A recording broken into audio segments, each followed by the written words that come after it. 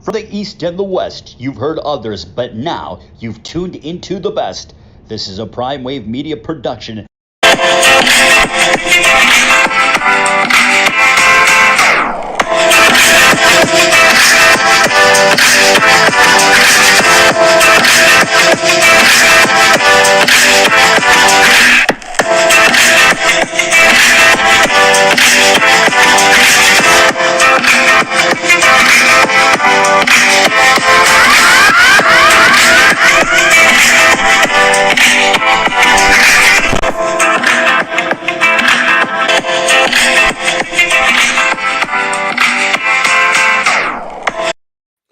What's up, world? It's the one and only Pop DiBiase, the Primetime Capper, and it is time for the premier sports bet show, the PrimeTime Angles Live.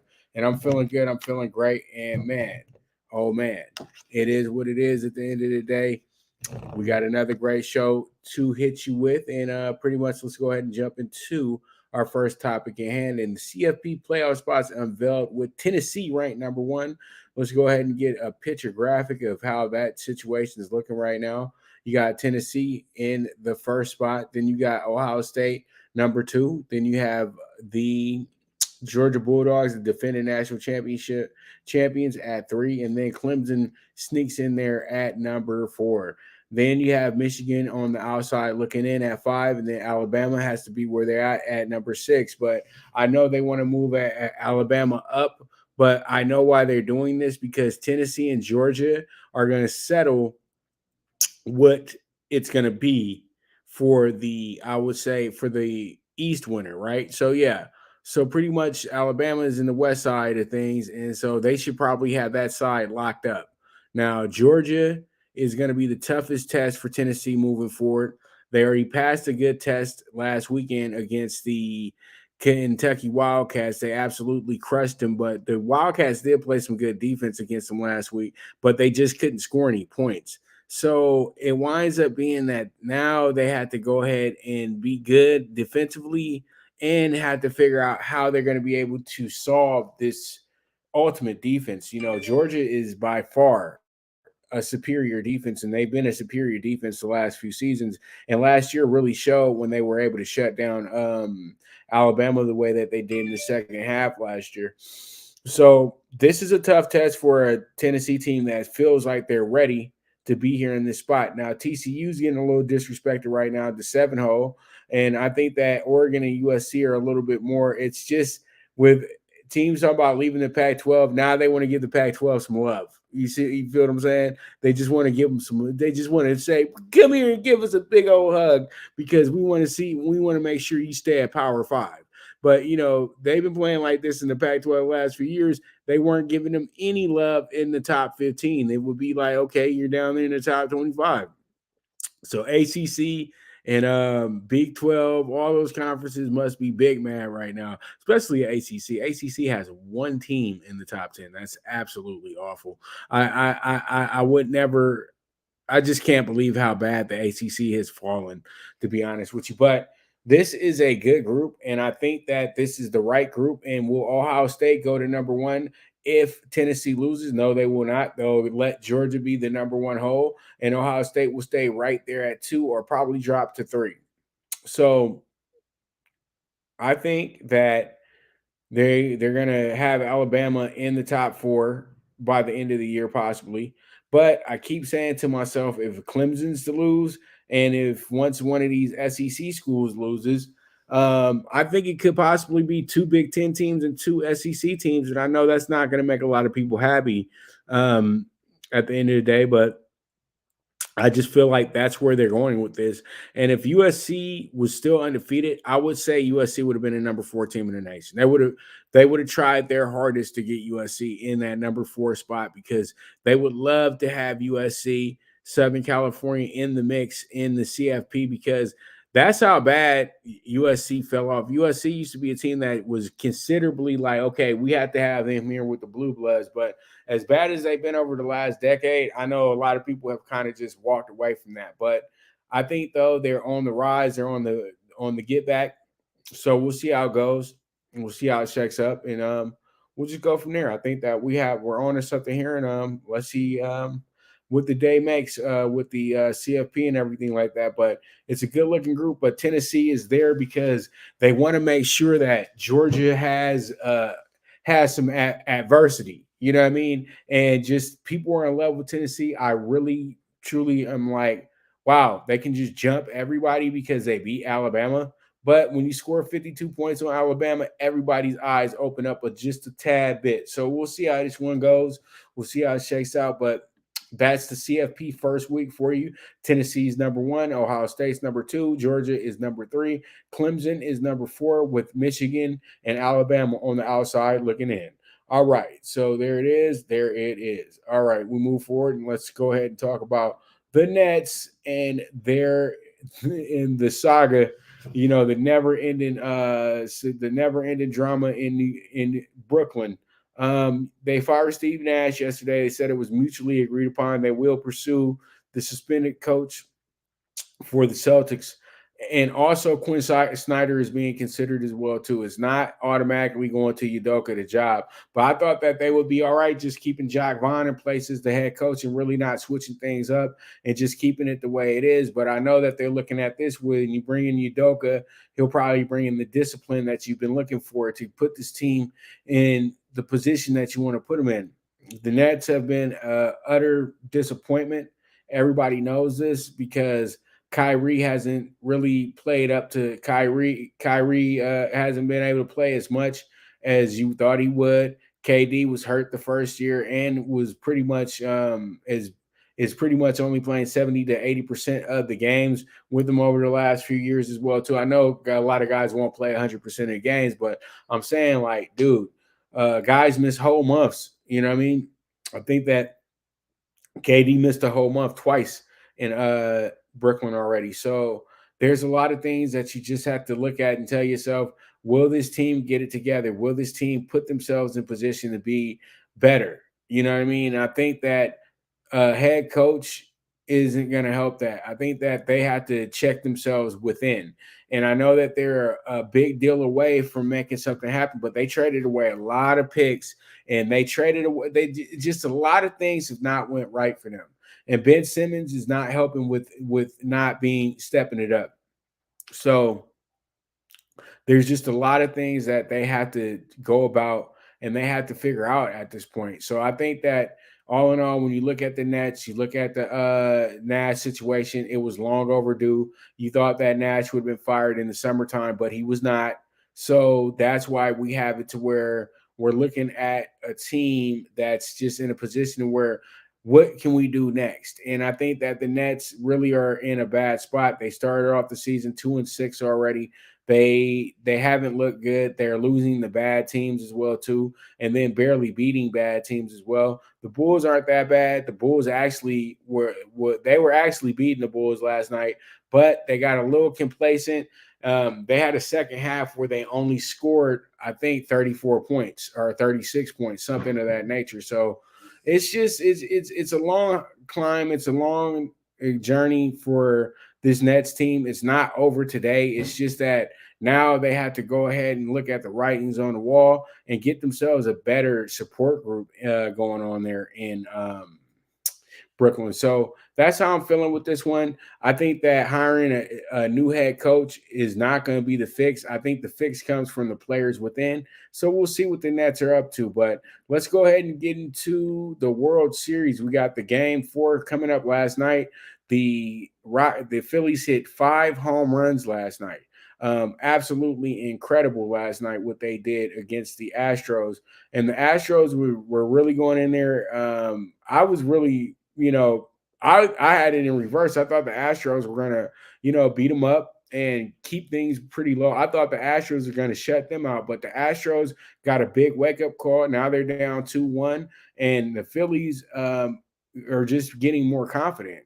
And their fans are more confident as well, too. Going into today, they got the feeling that they're going to wrap up these next 2 games and this series is over. So the Astros got to go ahead and they got to right the ship right here, just like they did in Game 2. I just think that we're in store for a very, very good series. I think that if you look at Game 3 and think that the Phillies are just going to go in here and roll over the Astros again tonight, You need to learn how baseball works. After a team gets whooped like they did last night, they're going to put out a better scouting report tonight, and they're going to put out a better effort tonight as well too. So I like the way that this game is shaping up, and I think that we're on to something here with a classic moment here in the fall classic, to be exact. So Astros, Phillies, you got Noya on the mound for the Phillies, and then you have Valdez on the mound tonight for the Astros. Valdez has been lights out in the playoffs as well too. Noya got smacked pretty hard in the first game of the series, but he's back to go ahead and try to right those wrongs. And as you can see, the Astros are saving Verlander for game 5 to make sure that he can save him on the way back to Houston, because I know this. I got the feeling that this series is going back to Houston without a doubt. We're going to get at least 6 games here. Hopefully the Astros are the ones winning the 6th game as well too, because that's where my money's at, on plus 155 for the Astros to win this one in 6. But we're in a little bit of trouble right now because we're down 2-1 and we need to go ahead and win these next 3 games. But we'll see how it goes. I believe that the Astros aren't done yet, and I believe that the Phillies might be a little bit ahead of themselves, to be honest with you. So it's going to be a good game tonight. I look forward to watching this game tonight as well too, and that's going to be our World Series Game 4 preview. All right, so we move forward, and let's go ahead and talk about the state of the Lakers. And the Lakers, man, oh man, I got to get the new graphics up with the Lakers, but the state of the Lakers – the Lakers tonight, they have a game against the Pelicans, late game tonight as well, too. It's going to be featured on ESPN because Zion is in the house. Zion is going to be going against LeBron James, the guy that he's supposed to be replacing as the face of the NBA. But the guy got to play, and he's been playing a lot lately. So you have a very good situation going on there in New Orleans right now. This team is 4-2.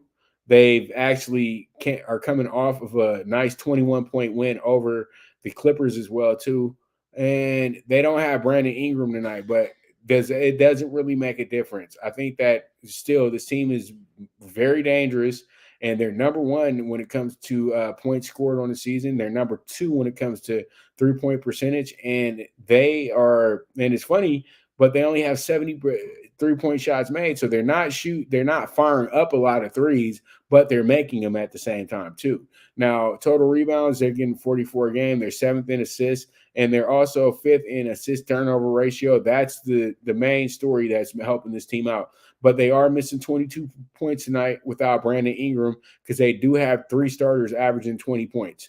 And Zion Williamson is getting his 21 a game, and then you have CJ McCollum getting 20 and a half. But then you have 3 other players who have stepped it up. Valanciunas is getting 16 and 0.7. You got Trey Murphy the third getting 15 out of nowhere, literally. And then you have Najee Marshall as well too, getting his 10.7. So you got 6 guys in double figures right now. Larry Nance Jr. is doing a good job of keeping things intact. 8 points a game with his almost 5 rebounds, and then almost and 2.5 assists a game as well too. So you look at the numbers and you like what this team is doing. Everybody's contributing. It's not about who the big star is. It's about who is going to step it up tonight and help us get this victory. Now, the Lakers, on the other hand, you know that the Lakers are a little shaky tonight. You got AD, who's literally a game time decision 90 minutes before the game, to be exact. That's in all honesty. You know that they're not going to announce anything until he goes out there, shoots around, and then walks around and see how his back feels. His back was not looking good the other night, but still, the Lakers were able to hold on, get a good home win last night, the other night on Sunday, versus a team that was ready to beat them as well too. Denver did not slack a minute. The Lakers just stepped it up, played great defense, and were able to take care of their business in that spot. Now tonight they go against a team that is the highest scoring team in the NBA. They're getting almost 120 points a night. So the Lakers are going to have to tighten up that defense that's supposed to be top 5 and all this good stuff, and make it to where it's going to be a real dog fight.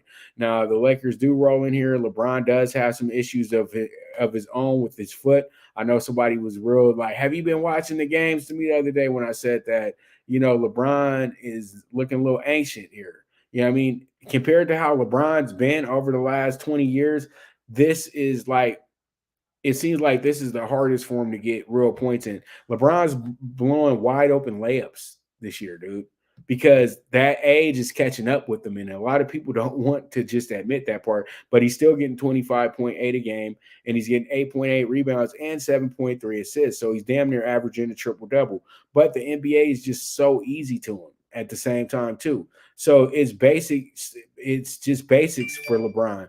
But I know, and everybody else knows, LeBron has to be a way better leader than he's been being. I don't think that he's leading the Lakers the way that he should, the way that he led the Cavs and the Heat and things like that. I think LeBron just likes really just being a Laker and saying that he's a Laker. But I know that everybody else is going to get the blame and that he's the man and all that good stuff. But, we're going to see, man. Hopefully he can step it up tonight, and hopefully he'll be good, because that foot is messing with him tough. And I think that he might need to take a game or two off just to get just arrested. Now, AD 23.8, 10.6 rebounds a night. We're going to miss that if he's not on the court tonight, because he is the best. He does have the best field goal percentage as well, too. 53.3 out the starters. So, and that's the 35 valuable minutes as well, too. So they need Anthony Davis, because they're not going to get the same output from Lonnie Walker, who's getting 14.2 a game, and Westbrook's getting 13.4, but Westbrook's getting 7.2 rebounds a game. He's the third leading rebounder, and he's getting 4.8 assists. We would love to see his assists go up a little bit more too, and you want to see his points go up, but that will come over time. But he's not shooting the ball well from the free throw line either. He's shooting at 70%. LeBron's under 80% at 78.1, and AD's at 76%. So when I'm looking at this, they have to do better when it comes to shooting free throws this year as well, too. The Lakers are just the Lakers have to step it up. That's the biggest thing with them this year right now. And they already got their win. So, now they don't have to think about that anymore. And I just really do feel like the Lakers know that November is going to be a month of guys having to understand that they might not be on this roster anymore if they don't step it up. I'm not talking about LeBron and AD, but everybody else is pretty much for sale, in my opinion. And that's what it is right now. But Lonnie Walker is trying to stick around a little bit. I like what Lonnie Walker is doing. I have nothing against what Lonnie Walker is doing. Kendrick Nunn is playing decent basketball right now too, and Westbrook is finally just getting over the fact that the fans are just going to stay critical of him, because they truly do feel like it's a waste of time with Westbrook. I don't think it is. I think that we can find a way for Westbrook to be a big contributor to this team moving forward and get the Lakers back to the playoffs. The Lakers still have the legends, in a sense, the Hall of Famers that can get them there, because AD, Russ, and LeBron are all Hall of Famers, if you like it or not. You know what I mean? So it is what it is at the end of the day. But this is the state of the Lakers. And with that, I'm going to go ahead and we're going to take a quick break.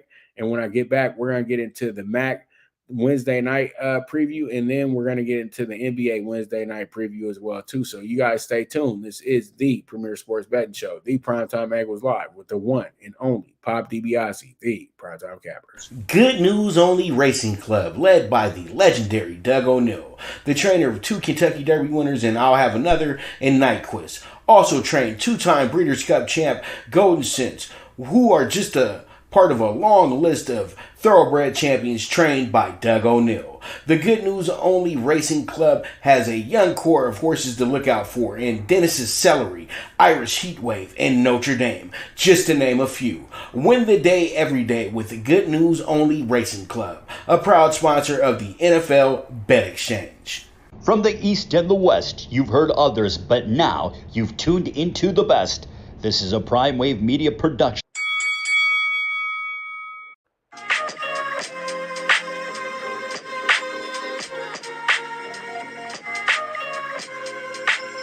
Tune into Big Wave Boxing every week with a brand new guest with the one and only Pop DiBiase, the PrimeTime Capper, getting the best boxing stories, best boxing angles, and the truth when it all comes down to the sweet science. Tune in to Big Wave Boxing on the Prime Wave Media channel on YouTube.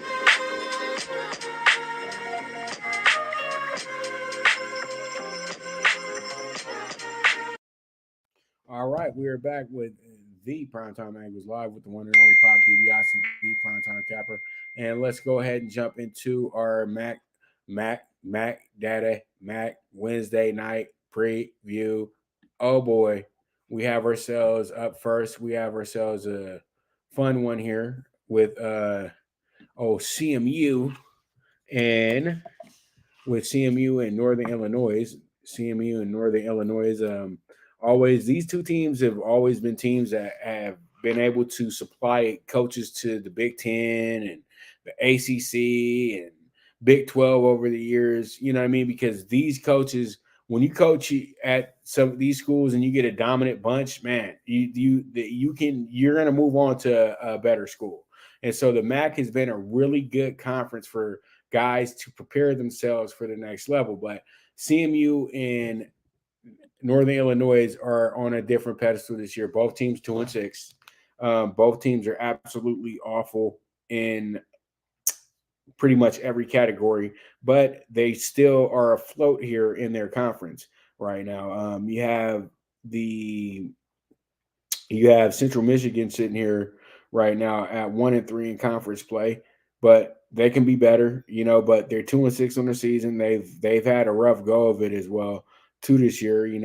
Pretty much first game of the season got shellacked by Oklahoma State, then had to play Sobama, got a win over Bucknell, then played Penn State on the road, got beat by 19, then went ahead and next week got beat by 21 by powerhouse Toledo, then lost a heartbreaker to Ball State at home.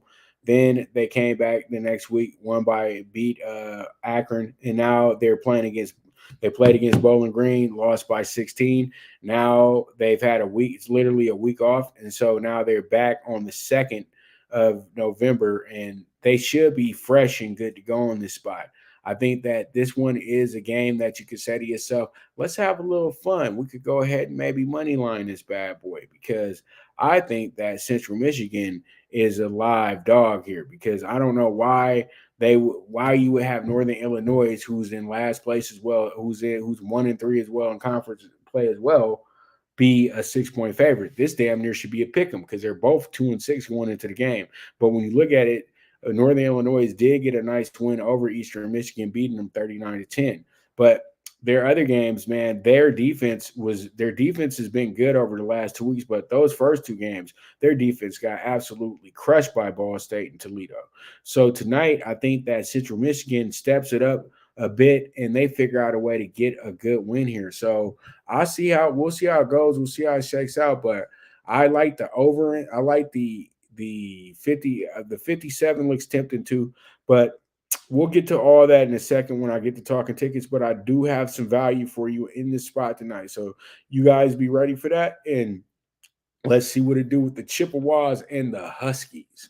All right, let's move on and talk about our next game, which is going to be the Western Michigan squad, Western Michigan Broncos at that. Sorry about that. Western Michigan Broncos going against the Bowling Green State University. And we have ourselves a very, very, very, very intense matchup. You got a team that's 3-5 in Western Michigan. You got Bowling Green coming in here 4-4. This game looks to be one that should be where there should be a lot going back and forth, in my opinion. I do like where Bowling Green is going here, because Bowling Green has been Bowling Green's been good. They're 3-1 in conference play. They beat Akron in the opener. Then they got shellacked by Buffalo, who got whooped on last night, but then came back around, got a really good win at home versus Miami of Ohio. Then then played Central Michigan last week, got a good win over them 34-18. Now they line it up with Western Michigan, and then they'll finish up with Kent State, Toledo, and Ohio. So this will probably be the last game that they'll have that will put them in a good position to try to get to that championship without it being too tough. Now you have Western Michigan, who's now in conference play, are 2-2. They got a good win over Ball State. They also were able to beat Miami of Ohio last week at Miami of Ohio. Now, when I look at these two losses, they got absolutely wrecked by Eastern Michigan, and then they came back around the next week, lost by almost 20 to Ohio. So both of those were home games as well, too. So it looks like this team has been a little bit better on the road because both their conference wins came on the road.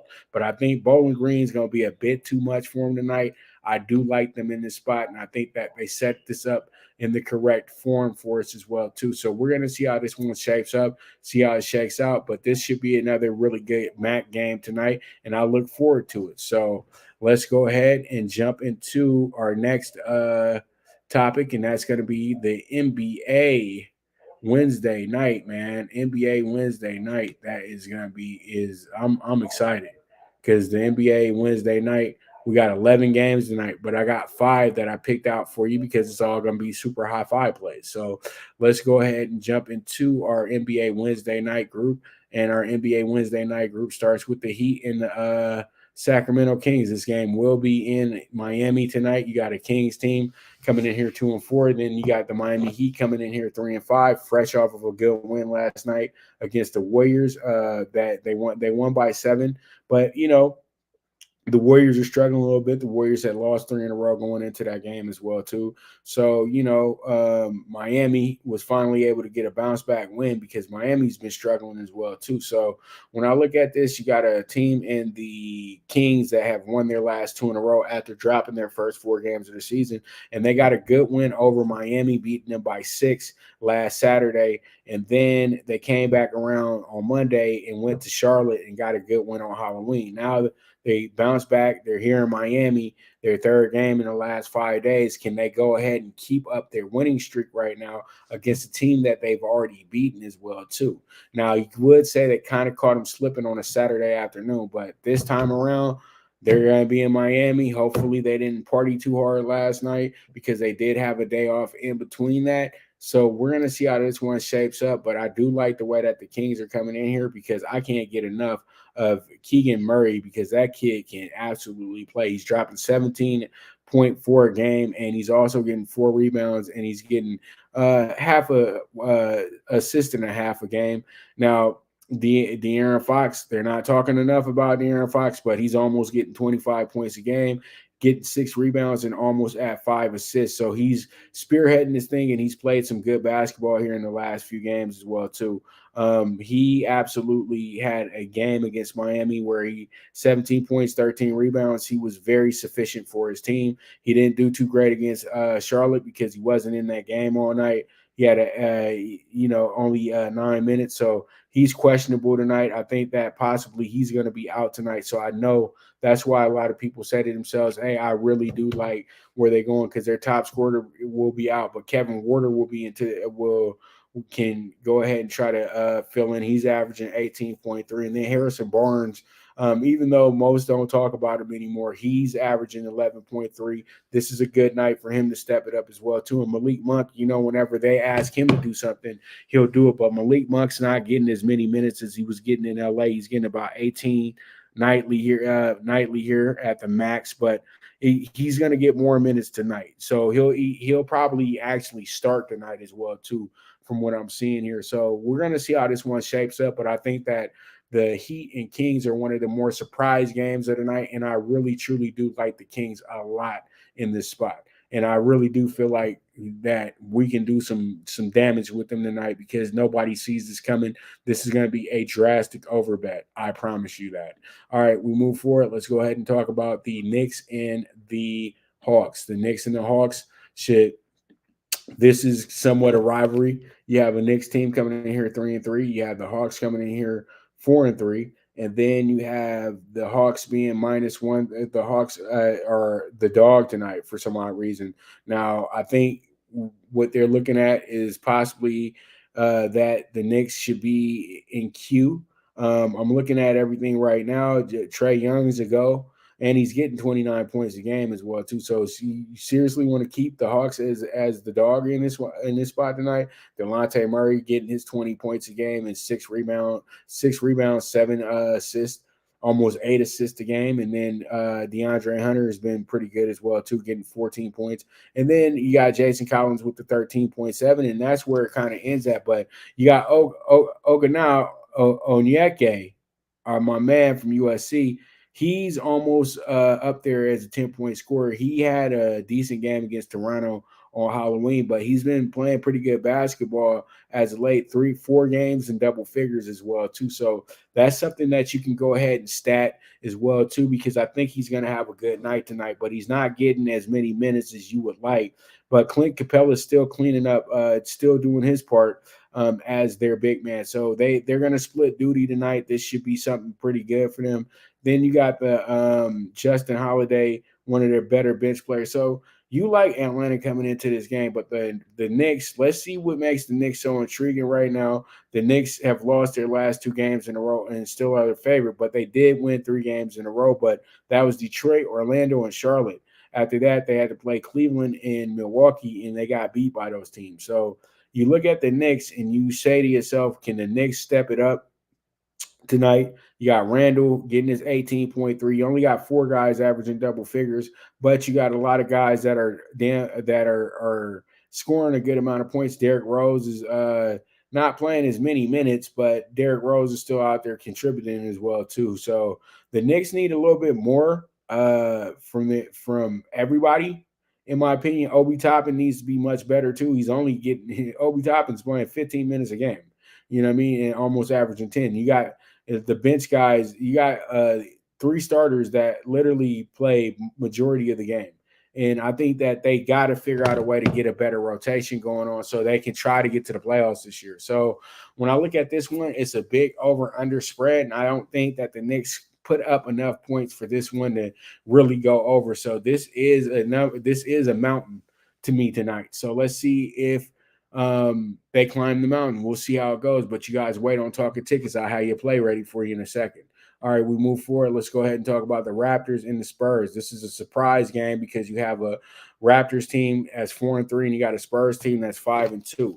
Now, they did make one of the more significant trades of the last decade by when Kawhi Leonard was moved to Toronto for with Danny Green for DeMar DeRozan, draft picks, all that good stuff.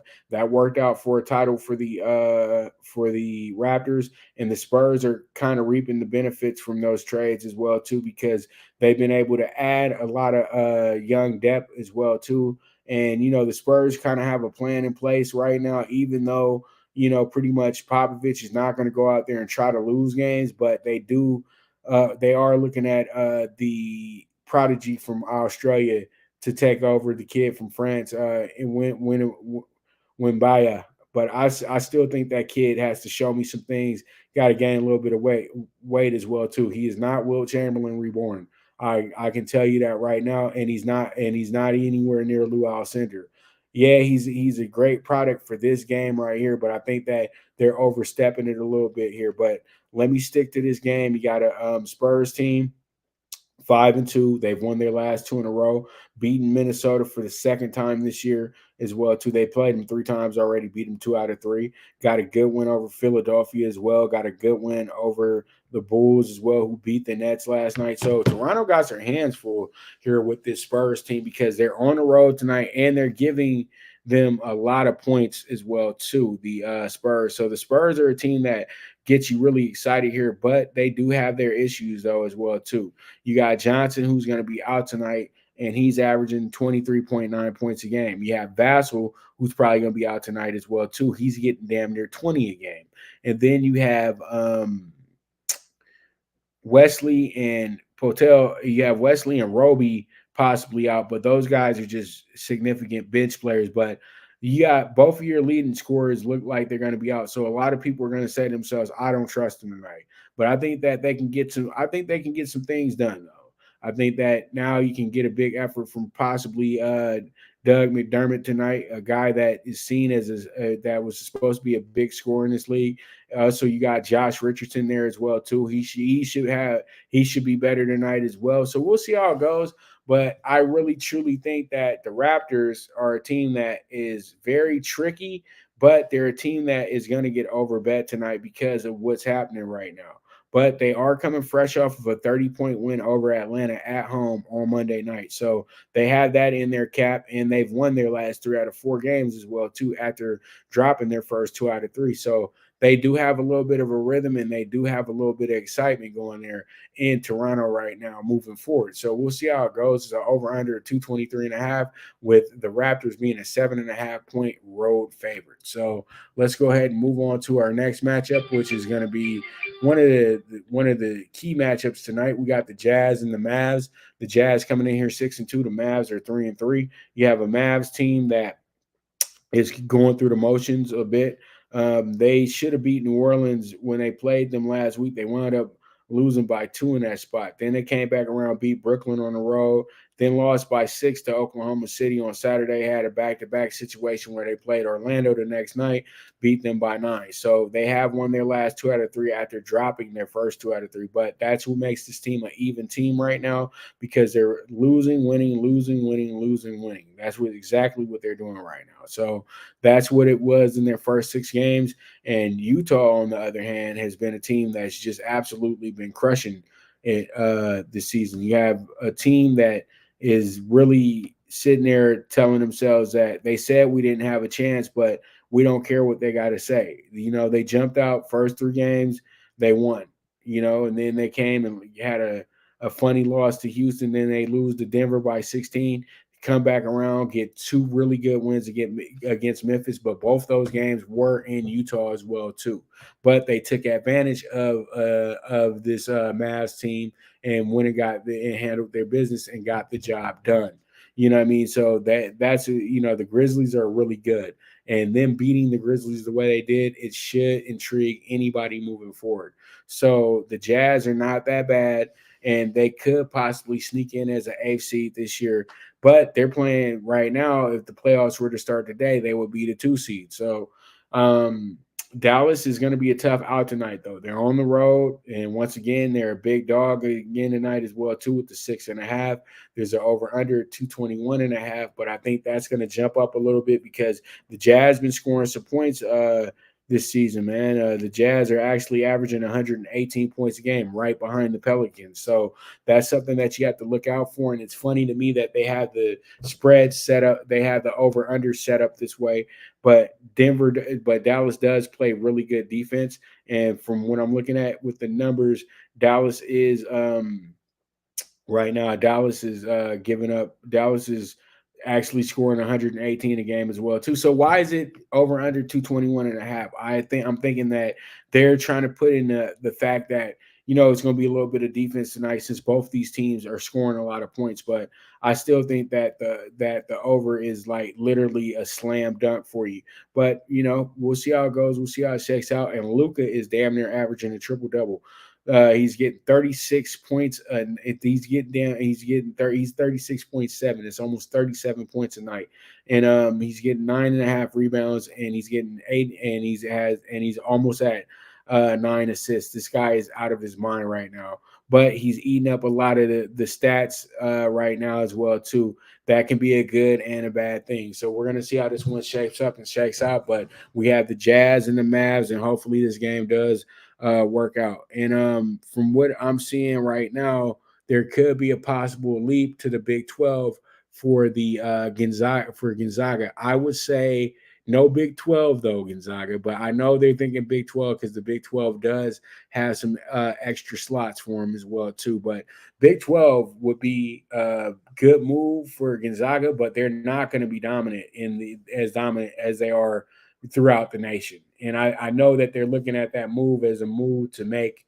to bring in to stay bringing in these top tier recruits, because after getting bounced out the tournament last night, guys might be thinking a little bit different about going to Gonzaga. You know what I mean? Because they know the Gonzaga doesn't play enough talented teams during the season to really warrant the warrant the love that they get, even though they do beat up on the top teams and everything like that. You got to play against teams that really challenge you game in and game out, not teams that are going to have a fluky night with you one night and maybe beat you. So that's my 2 cents on that. But we'll talk a little bit more about that as we get more into college basketball. I do have a college basketball preview show coming up as well, too. So let's talk about the final game of the group right here, and that's going to be this one right here. It's going to be the Grizzlies and the Blazers. Blazers coming in here, one of the best teams in the NBA to start the year. They're 5-1, but Lillard, I don't know what his status is. It looked like Lillard, he was hurt last week when they lost their last game, and it looked like he was going to be out for some time. I'm looking at the numbers now. Lillard is still going to be out with the calf injury tonight. He's not going to play from what I'm seeing here. They have him listed as not playing. So he's getting 31 points a game. That's very vital. But you got Anthony Simmons, who's averaging a career high in points with 20.5 right now. Jeremy Grant's doing his thing, getting 15, and Nurkic is getting 13.5 a game. And then you got Josh Hart kicking in 10. So you have something set up pretty good for you tonight with Portland, but I don't think it's going to be enough for the possible MVP Ja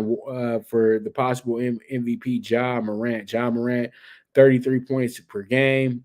He's getting 6.3 assists per game. If Desmond Bane is in the mix tonight, possibly they can go ahead and do some things, but that's why they're not a heavy favorite in this spot, because Desmond Bane's bringing his 24 points a game as well too, and they're missing that because they only got two other guys that are scoring in double figures, one being Dylan Brooks, the other being Tyus Jones. So when I look at this group, they're a good group here, but I think that they're going to need a little bit more from their bench tonight, and that's what they'll be asking from their bench tonight as well too. And I think that this is a spot since they're not going to have Lillard on the court with them tonight, from what I'm seeing here, he possibly could play. I haven't heard anything yet.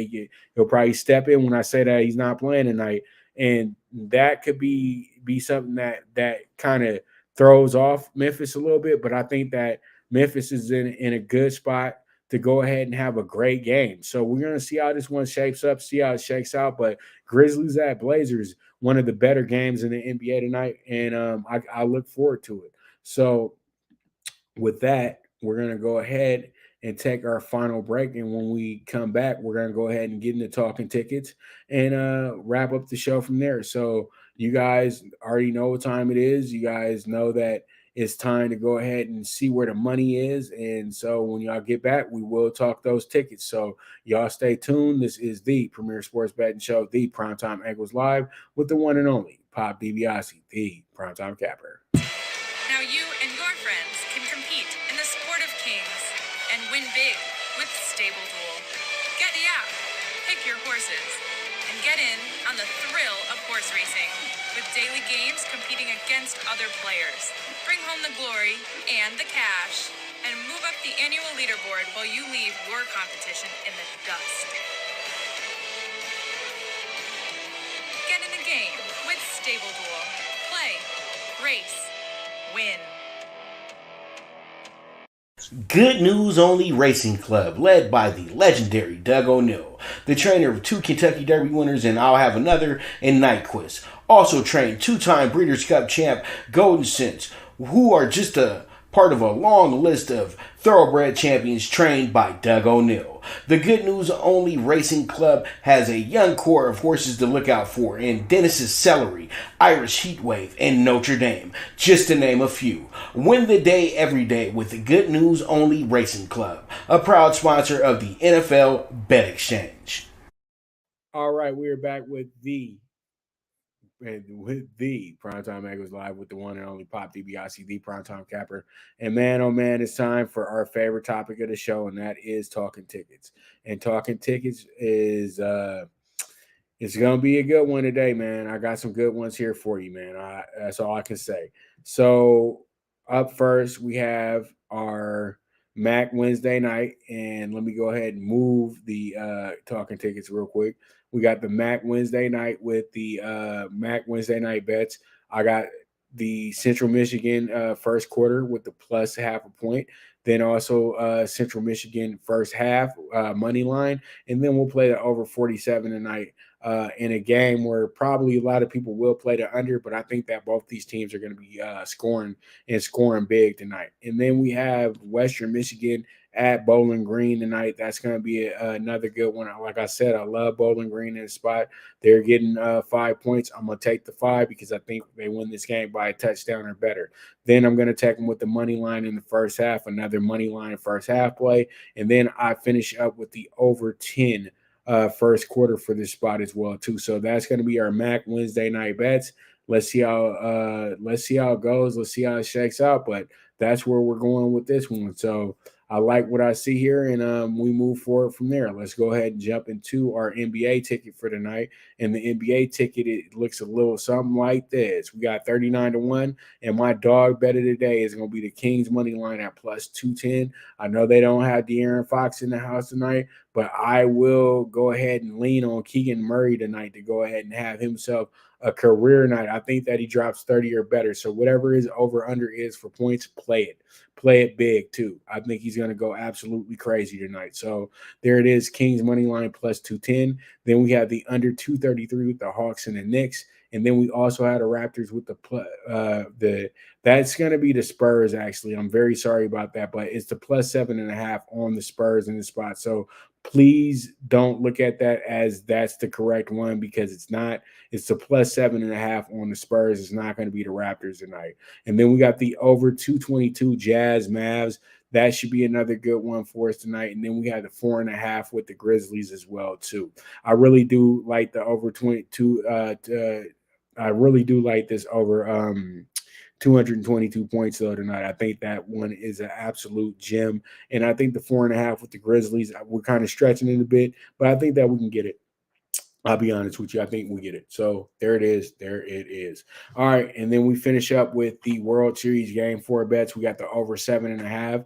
Then I'm also going to take the Astros with the plus half a run in the first 5 innings. And then we finish up with the Astros over 3.5 team total is actually going to be minus 120 for that one. So that's going to be our plays for tonight. There's plenty of money, plenty of value, plenty of tickets there. And I don't want to be rude or anything like that, but please do not jump in my DM asking me about the exclusive card when I've given out this many plays. When you count the plays up, I've given out 14 bets for you to run with tonight. So if you don't want to be a client, you don't get client plays. It's just that simple. So I just wanted to go ahead and throw that out there to you guys. Now, I do have certain people I do select nightly to, show some love to and everything like that. But I just wanted to put the PSA back out there for you guys that there's tons of plays. So don't worry about what my clients have because they're invested in what we're doing here at PTSI. And pretty much you're invested in what we do on this show. So pretty much whatever I'm giving you here, that's what it's going to be. But you guys need to go ahead and take it a little bit more seriously. That 12-1 pick 4 ticket did hit last night. And I'm looking to hit this I'm looking to hit this super high 5 tonight as well, too, at 39-1. So let's see how it goes. Let's see how it shakes out. And y'all just keep tuning in. And we're going to keep this movement moving, okay? So once again, it's your boy, the one and only Pop DiBiase, the Primetime Capper. As I always say, bet with your head, not with your heart. The movement is moving. And, man, love you, Pops. And I am gone.